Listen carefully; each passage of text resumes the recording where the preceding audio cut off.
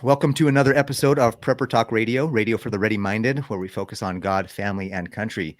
Your hosts Scott and Paris are here today. Shane has some family things to do and take care of, so he's not with us this time around. But we actually have a really exciting episode planned for you today. You're going to want to listen to this whole thing. You're going to want to buckle up. You're going to want to kind of stay focused, and maybe if you've got some distractions, kind of put them aside and listen. We've got a special guest here today, but before we get into who that is, we want to just remind you to go to our website at preppertalkradio.com.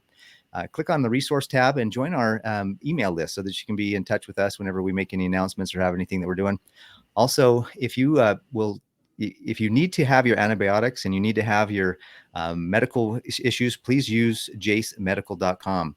We're going to I just reached out to Sean Rowland over there, the CEO, recently, and he's going to be coming on the show first of the year. So we're going to learn more about the updates they're having. But you want to have your medicines, you want to have your antibiotics, you want to have everything in place there for your supplies in case you're in a situation where you need them. And go to jacemedical.com and enter code PrepperTalk to get $10 off your order. Also, please, the economy is going a lot of strange ways. A lot of different things are happening right now in the economy, and you're going to want to have some way to help hedge against inflation. And the best way to do that is with gold and silver and other precious metals. Hit up our friends over at ITM Trading. It's learn.itmtrading.com/Prepper Talk Radio, and you'll get a free consultation on how you can have gold and silver in your portfolio. And you know how much we love gold and silver as preppers. So, all right, guys, let's jump right into this episode. Again, Paris and Scott here with you today, but we also have a special guest, Paul Hutchinson.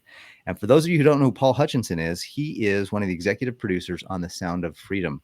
In fact, I think he was on one of the missions that was portrayed in that movie, and he'll talk a little bit about that. We got very fortunate I got very fortunate to have an opportunity to have met one of his friends, and then I got to meet his executive assistant, and just kind of just serendipitous, I believe, divinely inspired, just chain of events. Paul came on our show and was willing to share with us some ways that we as parents, dads and moms, can help prepare our children against some of the evils of not just human trafficking, but child trafficking. And I think we're going to have a great discussion today. So, Paul, I know that you actually, we just found out in our pre-show that Paul is actually a prepper as well. So he's got a lot of experience as a prepper.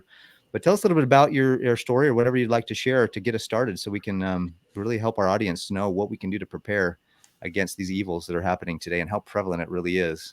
Awesome. Thank you for having me on your show. Super excited to share. And in fact, I'm just back in Utah today for the first time in over 2 months. With the success of the movie internationally, we've been traveling everywhere, meeting with the Senate, the Congress, royalty, world leaders in different countries to help them change policy, put in laws and different things they can do to help keep the children safe. So I'm a Utah native, and we were talking about the preparedness stuff. I joke and say that Doomsday Prepper show that they had, years ago, I would have won that every time. I would have. I seriously, at one point, I still do. I've got 2 MRAPs, right? Like I've got the Grizzly MRAPs. I got 2. I'm selling one in case anybody wants one. But I mean, these are badass. They'll take direct hits from they're RPG rated. They'll take direct hits from a armor piercing 50 cal. They've got that V bottom, so they can handle roadside bombs, all this crazy stuff. So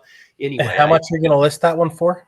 I bought it for $130, but I mean, anything over 100, I don't need 2 of them, right?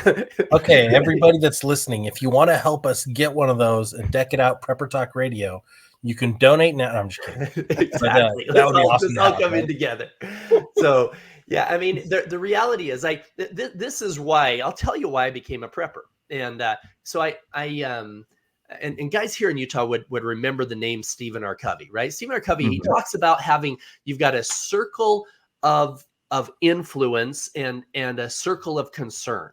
Well, if there's something inside your circle of concern that keeps coming in, I decided that every day I would make one decision, that my circle of concern and my circle of influence would become the same size. I'm not going to worry about crap I can't do anything about, what that means, right? So I'm going to push it out.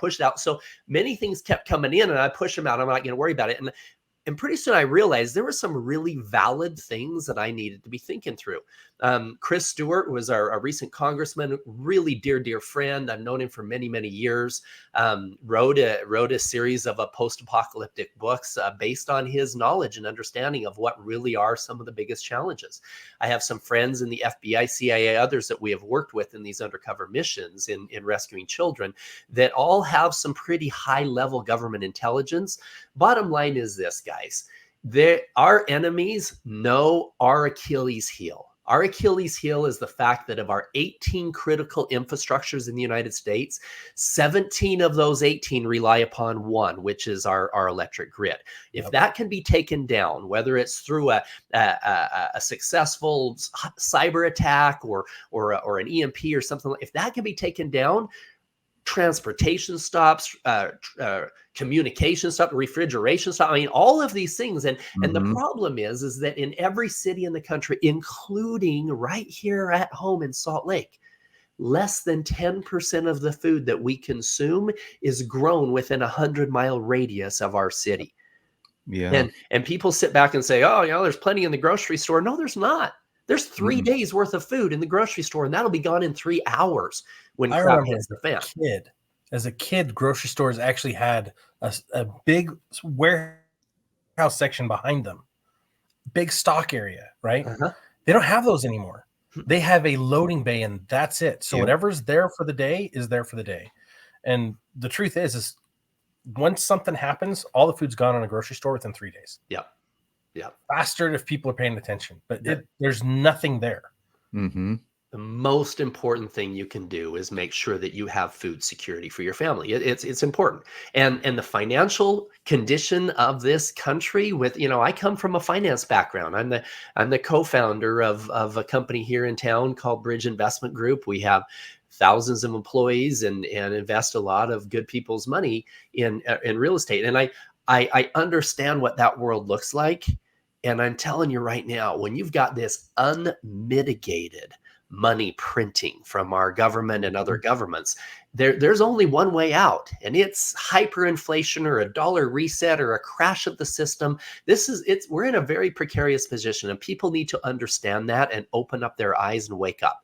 So, you know, that's all I have to say on the prepper side. We can get into the Sound of Freedom movie and kind of why I got involved in that and the darkest recesses of earth that I have seen personally, and what things we can do as good mothers and fathers to keep our children safe as things get worse and worse in our country.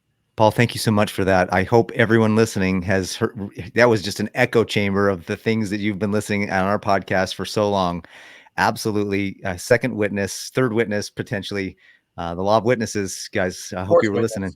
Yeah. Witness. I think, Paul, if you don't mind, kind of starting out with some statistics, one of the biggest things that I found in life is that if you're not aware of the problem, then you're not going to find or look for or even have any ability to receive revelation for a solution.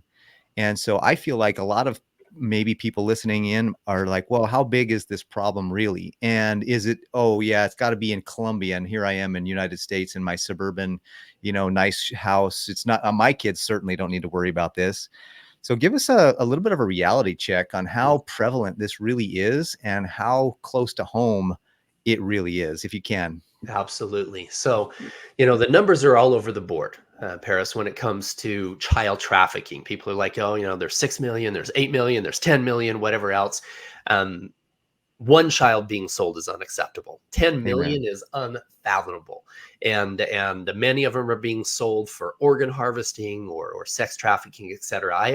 I have led or played a key part in over 70 undercover rescue missions in 15 countries. The Sound of Freedom movie represents that, loosely based on one of the rescues that we did in Colombia. My character is that the wealthy guy that comes in halfway through that the Homeland Security agent says, if I can convince Pablo to help fund this and be a part of it, we can make it work. Well, I'm Pablo in real life. And really? And that That's changed my life. That was my first mission. I got a call from our Attorney General, Sean Reyes, introduced me to the Homeland Security agent who said, hey, I've got these children in Colombia. He said, I need your help if you're willing to. I said, well, how much do you need? He said, I need you. Can you be in Colombia in 2 days? And that's that changed everything. And we'll go into that story in just a bit. But in terms of the numbers, just so that we as parents here in a lot of us in Utah can understand really what's going on. The chances of your child in a healthy family being taken by a trafficker and kidnapped and taken and put in a Connex container and shipped to another country, that's pretty low. Admittedly, that's a very low thing. The people ask, what can I do when they leave the Sound of Freedom movie? What can I do? I want to help.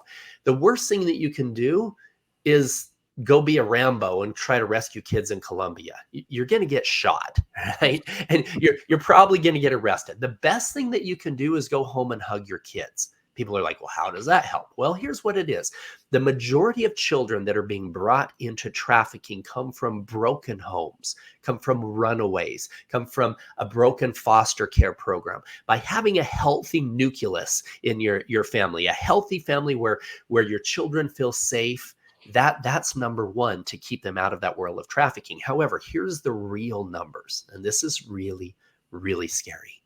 1 out of every 4 women that you know has been a victim of sexual violence as a child. Wow. Okay, 1 in every 4 as a child.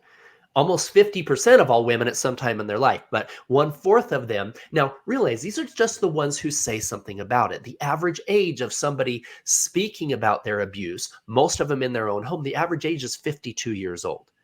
These women hold on to this pain for years. So here's the thing. We pull a child out of a trafficking situation. We know they were being trafficked. We can immediately get them the help that they need. They can get the psychological help and the healthy family, etc.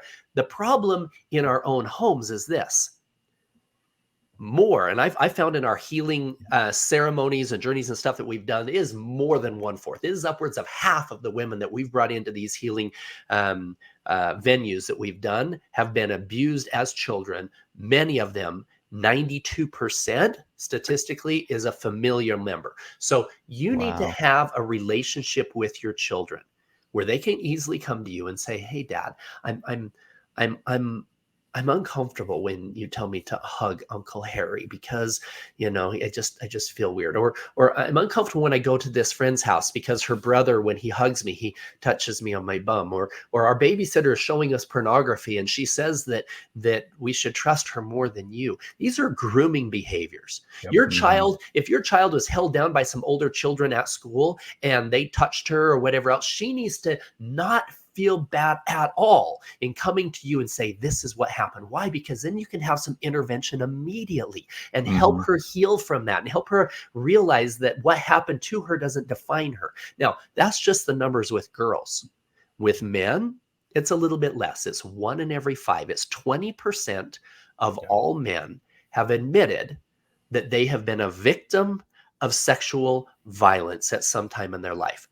1/4 of them, it was under the age of 10 years old in their own homes. Okay. We have hundreds of millions of men who, what happens is this, they grow up because they don't want to tell anybody. Most men never say anything. They're like, that thing that happened to me when I was 8 years old by my uncle, I don't want to say anything. That'll make me less of a man if I say something. No, it won't. You were 8. That was a horrible thing that happened from a very broken person passing his trauma on to you. And so the reason why this is important to me, when I was 10 years ago, I'm sitting on a chair as tall as I am right now. I'm sitting on a chair and these traffickers had brought out these virgins, scared to death. This little girl was 11 years old. She's standing up. Wasn't much taller than I was as I was sitting down, and I could see directly into her eyes, and all I could see was fear. And she was shaking and she was crying. There was tear stains on her makeup face, and I made a commitment to myself, to God, and to that child that I would dedicate my life to eradicating that evil from the face of the earth. Now, fast forward 10 years later, and we can talk about this in depth. I don't want to keep just blabbing on, but we can talk about where that demand is coming from and why it's important for us not only to help our daughters heal, but help our sons heal, and what how by doing that, we literally save millions of children in the future from this travesty. Is there have you seen in your experience too, maybe a large amount of ritual abuse? Like I hear there's I have a lot of friends that have told me as young people, they were SRA, satanic ritual abuse, is a big part of that too. Have you found that as well? Yeah. There's evil in this world, as we as good Christian, God-fearing men, we believe in God, we believe in good, we believe in, life after death. With that belief is the knowledge that there is also evil on the other side, evil on this side, that and the only thing required for evil to flourish is for good men and women like us to do nothing. And so, yes, it happens. And people ask me a lot. They say, Paul, you've seen it all. Have you seen, people drinking the blood? Have you seen adrenochrome stuff? No, I haven't. But what I have seen is bad enough. Sure. Yeah. I've seen organ harvesting operations. I've seen people selling me 8-year-old children. I've seen people selling 2-year-old children. I've seen children being locked up in 5-foot by 6-foot dungeons with no windows and only one single door and a little metal plank for them to lay on. I've seen the worst that humanity has to offer. And that by itself is bad enough for us to get mad and say, no, not on our watch. We're going to do everything we can to keep innocence safe. So the first thing you mentioned that we can do is go home and hug our children. Yeah. The second thing we can do, what like, honestly, I'm one of the 1 in 5 men. And it happened in 2 different scenarios as a child. One was my a-hole grandfather. And may he rot in hell forever, right? Yeah. And I was one of every one of the grandkids got molested. And I didn't find it, like I blocked it out. And then the trauma comes back, right? Yeah. And so I want to know, like, what can we do to help people? Because I know one of the big things with like OUR and with your foundation is you help people get help afterwards. Those that you rescue get the therapy. What can we do for people who haven't been rescued, right? Yeah. Who had that trauma when they were younger? Like, what resources are there out there for those that are listening? Because I'm one of 3 people on the screen right now, and I've been through it. Yeah. Right. Well, there's so many people listening right now that they're like, okay, the numbers higher resources than you think. Out there? The numbers higher than you think. It's that's just the ones who have admitted it. And here's the amazing thing, Scott. By you verbalizing it and say, this is some things that I went through, that by itself is let me tell you some scary numbers. Okay. Oh yeah. Of all of the men who have been abused as children, God bless them, 2/3 of them are like yourself. They're like, you know what? That trauma doesn't define me, but God, it hurts like hell. I'm dealing with all of this crap and these emotions, but I guarantee I will never allow that trauma to be passed on to the innocents in my life. You protect your children at all cost, right? Yeah. So 2/3 of the men who go through that protect innocence at all cost, although they're holding on to all this pain. However, 1 out of every 3, if not given the help that they need, become people like your grandfather, right? They pass that trauma on, and it's not just one child, it's multiple children that they're passing this on to. And so I've realized that my role, my goal in eradicating child trafficking is not just focusing on rescuing the 10-year-old from the clutches of a trafficker in Colombia. My goal is to teach every man and woman like yourself who have been through that. I'm going to take you on an undercover child rescue mission to rescue that 10-year-old child inside yourself, right? I'm not your savior. I can give you the tools you need to rescue that child. And there's a lot of different things we can do. And I have dedicated the last 10 years as I've seen the horrific after effect of that kind of trauma and what happens. I've realized that the only way to fix it is to say, okay, everybody who has been through that kind of hell, if we can, number one, just admitting it, saying something about it makes the chances of somebody becoming one of those 3 and passing it on go way, way, way, way down. Like 1 in 50, right? Just by saying it releases enough of it where you're never going to be that aggressor, which is beautiful. The problem is most men never do.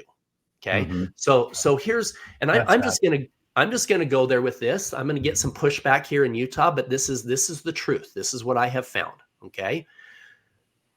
Jimmy Rex and I don't know if you guys know Jimmy. He's a big real estate. Yeah. He did a bunch of stuff in undercover stuff with me. We had identified some things about 7-8 years ago that were very effective in helping people shed that crap, get rid of that trauma to the point where it's not affecting them with anger issues and anxiety and depression and passing it on, etc. These tools, unfortunately, were thrown under the bus in the late 60s by President Nixon. He classified them as Schedule I drugs, okay? And we've been told our entire life, these things are evil. They're as evil as cocaine, right? Now, what I'm talking about is things like mistletoe, white lily, sassafras, psilocybin. These are different forms of psychedelics, okay? Now, I am not an advocate. I'm not an advocate of people going and, tripping out on a bunch of mushrooms with their friends and whatever else. That is not what I'm talking about here, okay? However, if you read a book called Change Your Mind, another one called The Immortality Key, you'll find some amazing scientific backing behind what I'm ready to say. In fact, Johns Hopkins University did a study.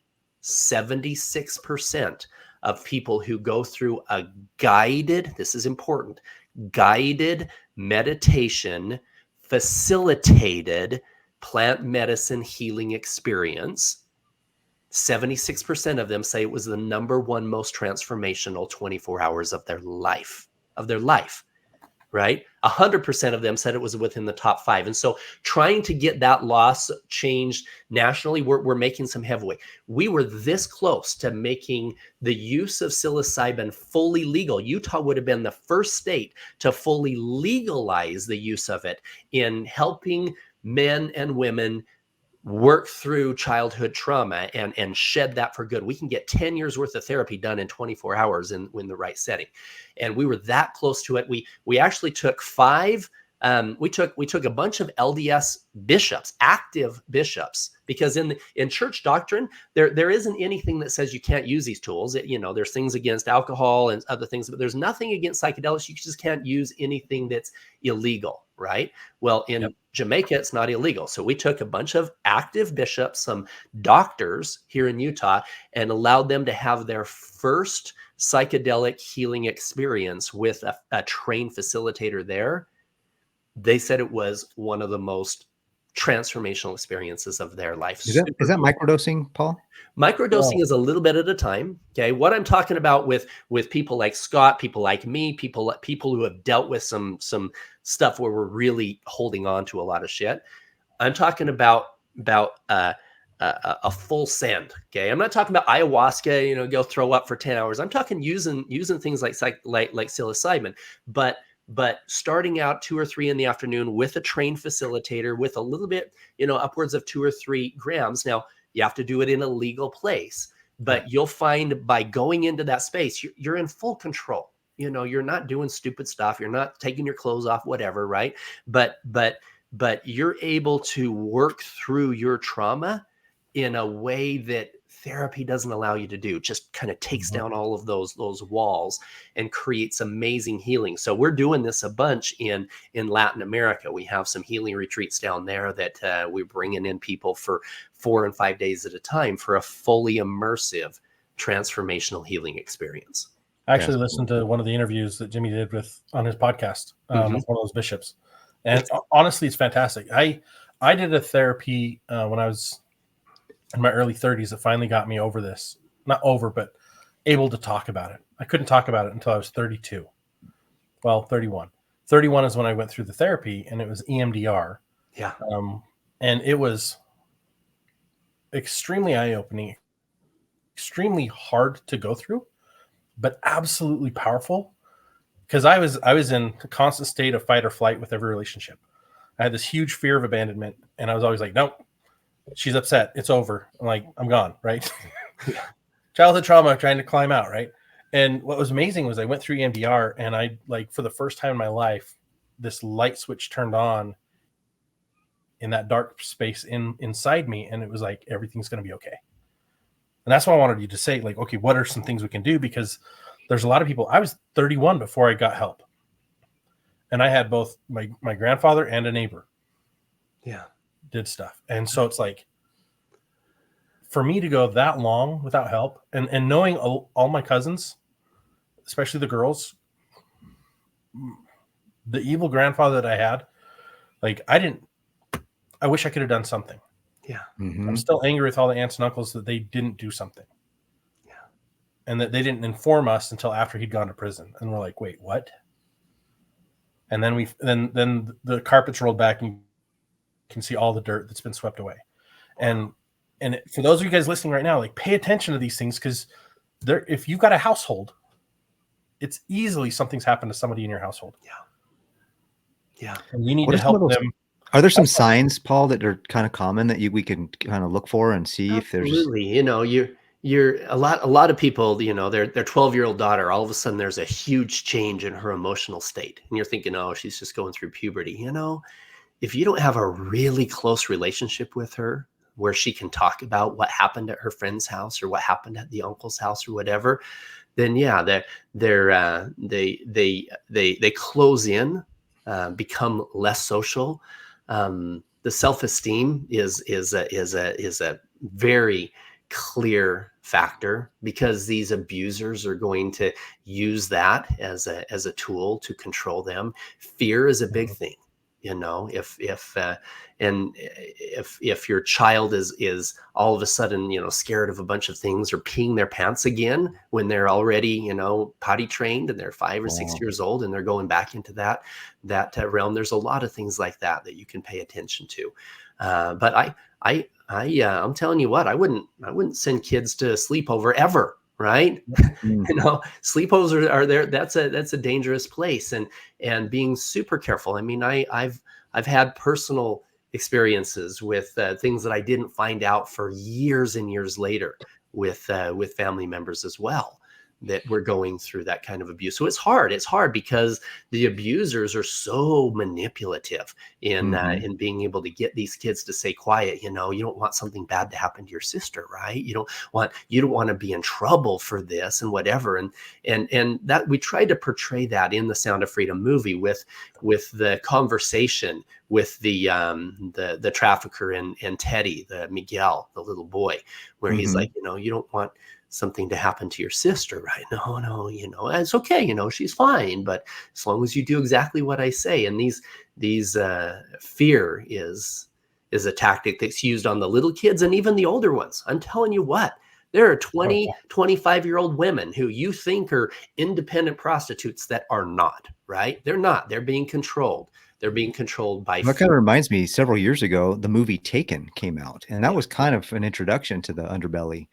And of course, Sound of Freedom takes it to a whole nother level. But as I was watching, I was like, man, this is, you know, reminiscent of Taken, which was way more Hollywoodized as a story, but still the reality of people getting abducted and sold into slavery. And the fact at the end of the movie, I think you even had several statistics, like there's more people in slavery now than has ever been in history. And it's the fastest growing criminal enterprise in the world. It's sex slavery and all the different things. And it is kids, and absolutely kids is kind of everyone's pulls on heartstrings, and we can really kind of focus it. However, it's also lots of people at other ages too, like early 20s and even in their teens. We get a lot of people that are caught away into this world and stolen away into this world. And it just lights me up. I want to do something so bad to help. Well, and let me touch on this, because I think it's important. You know, I remember the very first time I was going to meet traffickers, I thought, okay, what are traffickers going to look like? You know, are they going to have big tattoos on their faces and 3 earrings in their noses and whatever else? And the first trafficker I met was a businessman in a polo shirt, clean shaven, right? Well-spoken.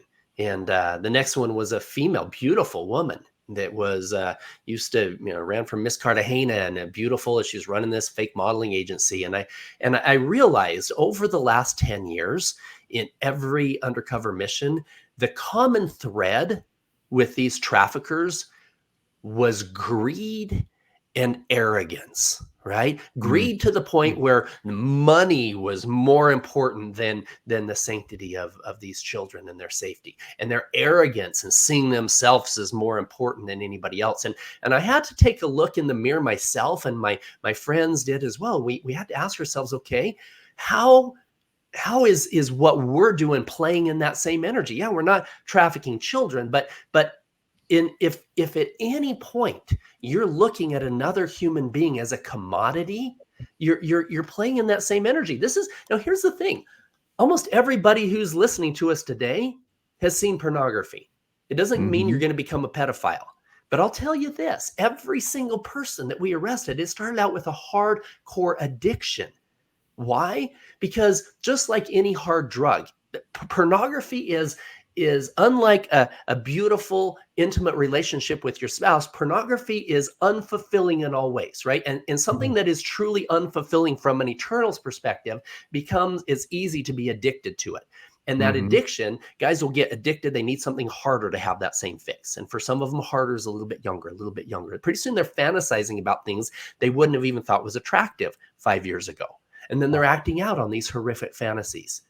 It's creating this tsunami of demand. So we all need to take a look in the mirror and say, okay, what are we contributing to this low vibration energy of humanity as a whole, where we're commoditizing women, where we're looking at each other as anything less than ourselves? Even, the war in the Middle East and all of this crap that's going on, it's all tied to greed and arrogance, right? Yeah. If I'm looking at another human being as less than me because of their gender, because of their age, because of their financial condition, because of the color of their skins, any of those things, then we're in that same negative low vibration energy that we need to fix. That's what part of liberating humanity is all about, is helping not only rescue the children, but liberating the adults from those addictions, from those mindsets, from all of that stuff that is fueling that generational trauma that is getting passed on to more people like Scott and others that have been through this. So if you get rid of the demand, then you don't have, that's what one of the best ways to save the children is to never get them in the position in the first place. Yeah. And that I've seen so many statistics about how pornography has grown. We have all these OnlyFans going on. I mean, it's just like, it's rampant. It's crazy. And I watched a meme the other day. There's another big influencer who's big into the same mindset that we have. And he said, you want to get rid of child trafficking and human trafficking, get rid of pornography. Yeah. And that would be one of the biggest. He says, how many men watch? You're right. There's just, I don't know what the statistic is today, but it's like 3 out of 4 have a problem with it, or have at least viewed it. And maybe everybody has viewed it, but a significant portion have a problem with it. It is. And that problem it's because of the fact that it's so addictive. Yeah. But in doing so, every single time you're going down a darker and darker road. And seeing women is something, the second that you look at a woman as anything other than the divine feminine that she is, then you're throwing her into that pot of a commodity. Then yes, you're going down that road of arrogance and ego and greed and satisfying yourself at the expense of somebody else. And it's amazing how high of a percentage of women who are involved in pornography are actually victims. And so we're contributing to the problem by participating in that as well. So yeah, these are all things that we can do, as we're saying, what can we do? Yeah, and we don't want to go try to be a Rambo in Colombia, but yes, hug your kids, have a relationship with your kids, fix your pornography problem, change how you see other people, change how your arrogance and your greed is affecting other people in a negative way in any time, at any point in your life. So these are all things that we as good men and women can do every day to fix. I like this what problem. You said, the vibration or the energy of that. We need to raise the vibration. We need to raise the energy, and we can do that by, a lot of my conversation is that with all the darkness in the world, we need to be a source of light. Yep. And we need to shine as brightly as we possibly can. If we have a truth to share or a truth to that's really burning inside of us, to let that out and let that truth shine and let people know what's going on. And you have to be aware that the child trafficking, human trafficking in general, just all of that evil, just vibration is out there, and we need to be aware of it, and we need to prepare against it, because like you said, I don't remember if it was before the show or if it was in the show, but I know I was actually in, just a minute ago, you said that, as God-fearing men, we also know that there's an enemy, and that enemy is very highly organized. He knows exactly what he's doing to try to destroy and to build up his evil kingdom on this earth. Yeah. And frankly, we need to stand up against it. And I love what you said earlier too. The only way that evil can prevail is for good men to do nothing. And so men who are listening, women who are listening to this, that are good and strong and willing, let's fight. Absolutely. And let's do what we can. I have a book that'll be coming out early next year. It's called Are You Listening with My Hand on My Heart? Not are you listening with my hand on my ear, but are you listening with my hand on my heart? Every one of us were born with the ability to feel and recognize the spirit of truth. And I talk about how every one of these rescue missions, it wasn't following logic and protocol that really found the kids. It was learning how to be led by this force that was greater than all of us. And, the media tried to throw us under the bus just for using the words God's children are not for sale in the movie. The truth is we were very, very faith focused on these rescue missions. We would have prayers before we went in. We're not fighting. Ephesians 6 talks about we don't fight flesh and blood. We're fighting principalities and darkness of the most evil things in this world. That's what the rape of children is, right? And if you imagine the links of a chain, all of my social media is all just liberating humanity. That's all that it's about. And I have this chain with a break in the middle. And if you imagine that last link of that chain is the abuse of a child, whether it's in your own homes, whether it's in Colombia with a trafficked child, whatever, that end link is something we never want anybody to get close to. We have to ask ourselves, what are the links of the chain that lead to that? Okay, so maybe a link right before that is child pornography. Maybe a link before that is hardcore, rape videos and stuff. So all of these links, maybe it's domestic abuse, and maybe it's even poverty in some of these areas that's creating this situation. So these are all things that we need to step forward and say, okay, what can we do to fix this? How can we heal humanity? And I believe, just like we talked about 10 minutes ago, healing the adults will take away the demand. Every time we pulled 20 children out of hell, if something wasn't done, then it created a vacuum, because not enough was being done to fix the demand, and 20 more children were being sucked back in. And so that's when I had to take a look back and saying, where is this coming from? And it's coming from the fact that hurt people hurt other people, right?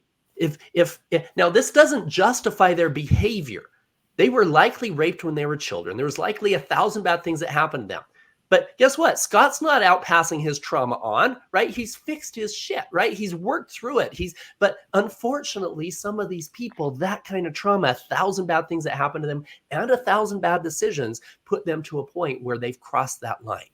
Now, don't get me wrong. I'm not a sympathizer there. I put my life in danger to ensure that they never hurt another child again. But what I wish more than anything is that we had a time machine and we could go back 5 or 10 years before they ever pass that on. And say, what is going on in your life that makes you think that taking that road might be a good idea? How about no? How about let's heal you right now? That's what we need to do. So if you're listening, make sure you're having conversations with your family, with your kids, with your loved ones, and that you're watching for people who are in the cycles of greed and arrogance. Right. And anyone who starts using manipulative language against you or your kids, you exit them from the relationship. You exit them from the safety of your kids. Like when I started PrepperCon in 2015, the 2016 year was one of our biggest years we ever had. And I started working with fundraising for OUR at the time. And Sean Reyes came and we had a whole bunch of fundraisers at PrepperCon for OUR and the subsequent years. What was interesting though is Sean Reyes pulled me aside and he's like, hey, if you ever want to go do a mission, I can help you go do that. And I'm like, no, dude, I can't handle going on a mission. Because, and that's part of it, is like, you need to know who you are. I would kill somebody. If I found out this guy was the guy selling kids, I would not be able to contain myself. Like right now, I'm getting choked up. Yeah. And so I know where my line is. And you as parents listening, you need to know where the safety is for your kids and for your family. And if you have like, oh, hey, my brother or my sister or my uncle or my dad or so-and-so is struggling with this issue, with this addiction, get with them and get them help, but keep them away from your kids. Yeah. Because your kids' safety is more important than anything else. Yeah. Amen. Amen. Yeah. Paul, what are some things that you've noticed? I know we got just a few more minutes left, but what are some things you've noticed since you've started your drive, since you've started your social media? I know before the show we talked about some of the success you're having. Give us a little bit of hope as we close it out here about what's changing and is the ship turning? Are the tides turning? Are we seeing some of that happening? Absolutely. Yes. And I started my own foundation a number of years ago, the Child Liberation Foundation. People can go to liberatechildren.org and, help out and learn more and get some tools to help your kids, everything right there at liberatechildren.org. And we support a lot of other good foundations as part of it. And yes, the ship is turning. Back 10 years ago, when we did the Columbia mission, we realized that the only way to really fix this is to create a movement. And that's why we decided to do the movie. That's why I decided to be the primary investor in the movie, is that I needed the world to see what we had seen. I was willing to put my reputation, my money on the line to figure out, can we show people what we have seen so that they can see it firsthand and get mad, so that we can say, okay, let's talk about this. And I literally just landed in Utah just less than 24 hours ago. I've been gone for over 2 months. We've been in countries, we've been around the world twice in the last 2 months. And there's good people everywhere that have seen the film that are saying, okay, what can we do now? We're meeting with senates and world leaders and royalty and powerful families everywhere, that we're helping them change the policy in their country. We're giving them the tools they need to help their people heal, to keep their children safe. I believe we can win this war. I believe that the dark side's going to get mad. The more we punch them in the face, the madder they get. We've seen it with the movie. We saw big Hollywood, big media try to slam us and shut us down in every way. They're coming out against everybody who's even part of the movie, trying to find whatever dirt that they can find. And realize this, there have been some poor choices that some people have made in their personal lives that were associated with the movie. That doesn't mean this doesn't happen, guys. That doesn't mean we should throw the baby out with the bathwater. It means that we should all just come together and say, okay, what can we do? What can we do? What can we do? We don't need some hero on the screen that's going to go save all the kids. No. What can we do? How can we be the hero in our own family to keep our children safe? Because yes, this is real. This is happening. There are evil people out there, whether they're going to traffic your child or just abuse your child. You walk out on your front porch, you look left, you look right. Chances are there's 1 in every 3 or 4 of those homes is a dangerous place for children, right? And it may be your own home. So it's important that you're aware of this. Don't be a helicopter mom. Operate in faith, but make sure your children have high self-esteem, have the ability to easily come to you and share with you whatever concerns they have. I promise you we can win this. And because God's on our side. I think that is the most valuable thing you've said is make sure your kids can come to you. Yeah. Right.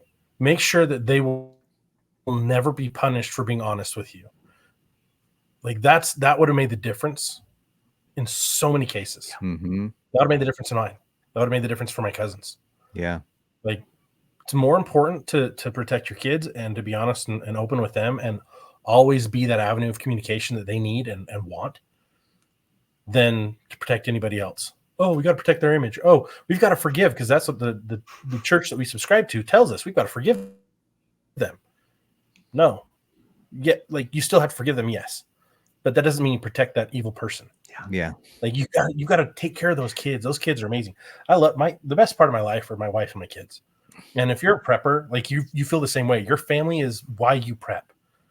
Like because you want a better future than what's currently going on and what you see on the horizon. And so while this episode doesn't like match all of our normal tones, this is so vitally important for your family security and safety and plan your ongoing initiative of being a lifelong prepper, like as you're listening to our podcast and as you're getting better at everything you're doing, this is one of those things, one of those core foundational principles on what you're doing, why you're prepping.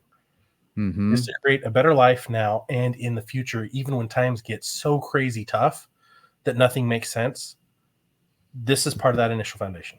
Yeah. I mean, if it's this bad with society, as good as it, quote unquote, looks and out there, if we have a collapse or we have an EMP that hits and we all go crazy, it's going to get way worse. And so we need to be ready now before those types of things. Now, Paul, you've given us a couple of things to stay in touch with you and for our listeners to, be a part of your group. It was liberateChildren.org. LiberateChildren.org, or you can go to Liberating put an ing, LiberatingHumanity.com. LiberatingHumanity.com. And then you have a Instagram, right? Yeah, and on my Instagram and Facebook, everything, you just type in liberating.humanity, and those will all come up. And that's the name of your podcast, right? And that's the name of my podcast, Liberating Humanity. Also, for you guys who live in Utah, just say that you heard this on your show on the Prepper Talk Radio. One of my companies is called Safe Haven Private Vaults, and you can if you have gold and silver sitting in your house and some bad guy comes in, puts a gun to your kid's head, you're going to open your safe, right? Mm-hmm. And the safety deposit boxes at the bank, those things are you have to have the bank there, have to have them open. The FDIC only insures up to a certain percentage, and the IRS can get to it. Your creditors your ex-wife can get to it, right? All your stuff there. You can come into Safe Haven. You can pay with cash, be completely anonymous, and you can keep. Now it's highly secure. I'm talking eye retina scans and digital and biometric identification and armor plated steel on the inside. And this thing is awesome. Safe Haven Private Vault. I've seen your facility. It is impressive.